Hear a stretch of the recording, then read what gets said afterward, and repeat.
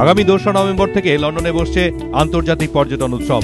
বিশ্বের দরবারে পাহাড়ের রানীকে তুলে ধরতে এই উৎসবে যোগ দিচ্ছে বাংলা।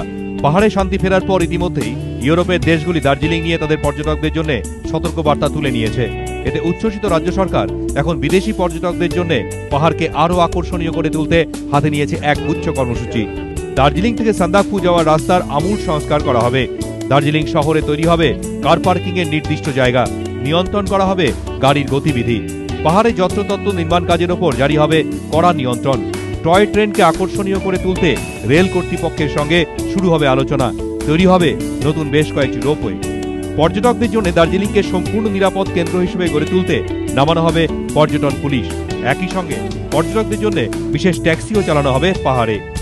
পুরসভা, জিটিএ সবারই সঙ্গে কথা বলে দার্জিলিংটাকে আমরা আবার নতুন ছন্দে ফিরিয়ে আনতে চাইছি। আন্তর্জাতিক স্তরে আমাদের লন্ডনে আমাদের সেক্রেটারি এবং ম্যানেজিং ডাইরেক্টর লন্ডন ফেয়ারে যাচ্ছেন। এই গতানুগতিক আমরা আনতে চাই না, নতুন কিছু আবার প্রেজেন্টেশন দিতে চাইছি আমরা। মন্ত্রী জানিয়েছেন, পাহাড়ে সবচেয়ে বড় সমস্যা হিসেবে চিহ্নিত পানীয় জল সমস্যা সমাধানে নেওয়া হবে বৃষ্টির জল সংরক্ষণ প্রকল্প। পর্যটন মন্ত্রীর বক্তব্য, সমস্ত প্রকল্পই চূড়ান্ত করা হবে জিটিএর সঙ্গে আলোচনার পরই। তারপর যৌথ উদ্যোগেই বাস্তবায়িত হবে যাবতীয় প্রকল্প। দীপক ঘোষ, এবিপি আনন্দ, কলকাতা।